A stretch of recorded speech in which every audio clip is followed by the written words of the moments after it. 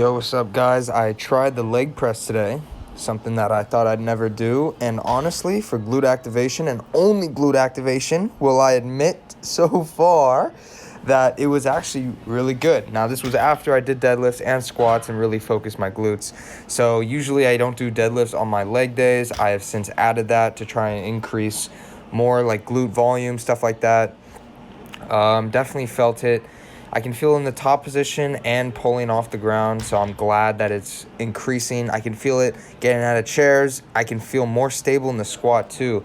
Like as I'm walking out from the squat, I used to always kind of push off my toes. I'd say like it's not even my toes, and I hate like using that phrase because it's more of just the ball of my foot. I would always squat like more on the ball of my foot instead of my toes, and push off the ball of my foot. And I feel like that's just the main reason why I have such like a big quad dominance. Now, I tried the leg press machine. I tried it first with my legs closer, which you won't see it on video. I only took a recording of one set. But I tried with my feet closer and towards the bottom. I didn't feel it there. Then I tried it with my feet on top and spread apart. And oh my God, I'm going to do it literally every time I'm in there. Now, tomorrow, unfortunately, the gym will be closed, so I'm actually going to be working out at a separate area. I'm meeting up with some family, and we're going to enjoy our Thanksgiving. I hope you guys have a great Thanksgiving as well. But I don't think they'll have free weights, so unfortunately, I'll either have to do a machine or some other form of squats, maybe even body weight squats if they don't have anything. But I'm just working with what I got. I have no other options. Now, for bench and chest, I don't know if you guys can tell, but I think my chest is growing. I've been increasing the bench, try to get stronger in that.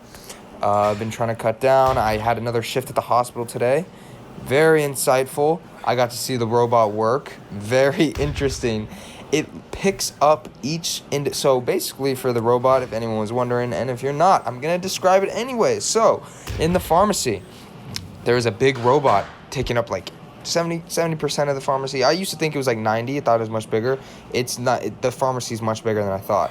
Now, the robot, basically, it can open drawers. So it's surrounded by a bunch of drawers. Just imagine a little arm surrounded by a bunch of drawers. Now, when a prescription is called, it will open up a drawer, and it has these little suction cups, and it will take out stuff that has been put inside the drawer. Now, I wouldn't say it's not efficient, but it seems like if it's busy, the drawers get, all the stuff get taken out of the drawers really fast because the robot's just taking things out of drawers, putting them in these little boxes to be filled. Now, after a certain point, one robot, so there's actually two robots. So A robot will work, and then B robot, they'll refill it. B robot will work, and then they'll refill A robot. And sometimes they'll work at the same time if it's really busy. So if everything's filled, both of them will work at the same time and fill prescriptions. Now, when it runs out of like prescriptions in its little file cabinets, you have to refill them by hand. So the little drawers have little slots for a single medication because the robot can only distinguish between one. So it picks up only one from each little like cubicle. Think of little cells inside of a cabinet. It picks up each one, then drops it in a location box, and that'll fulfill like a prescription.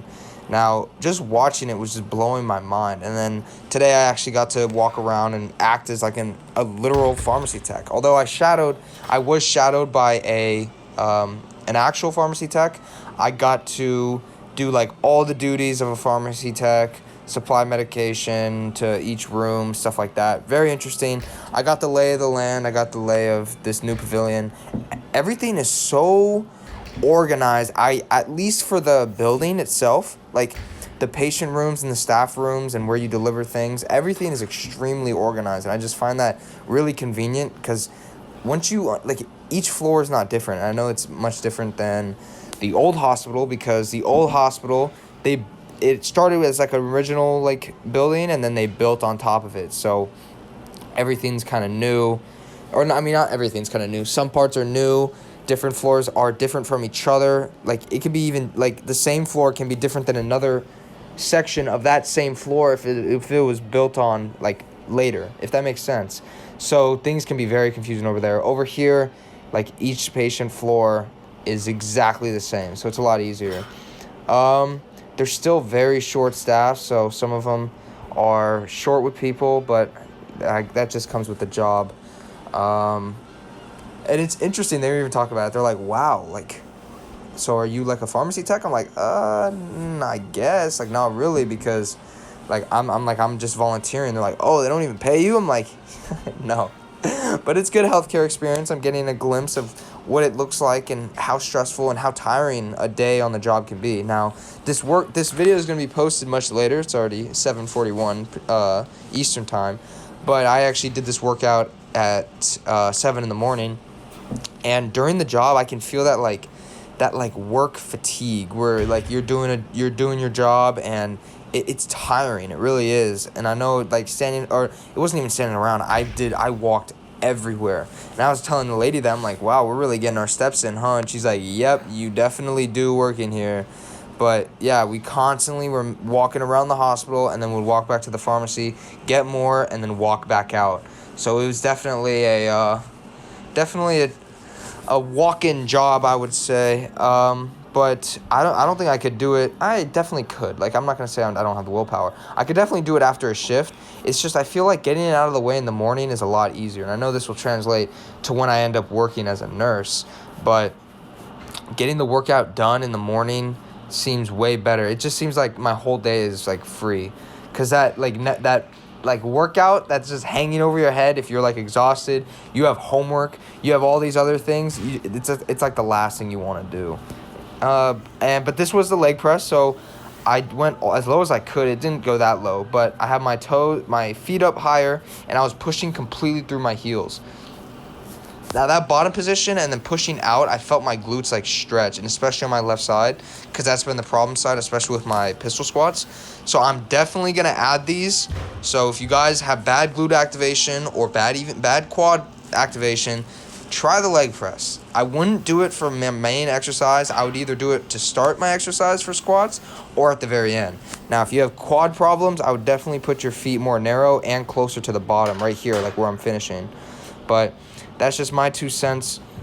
I hope you guys have a wonderful Thanksgiving. I'll be working out somewhere different tomorrow, and I hope you guys have a great day. I will see you tomorrow.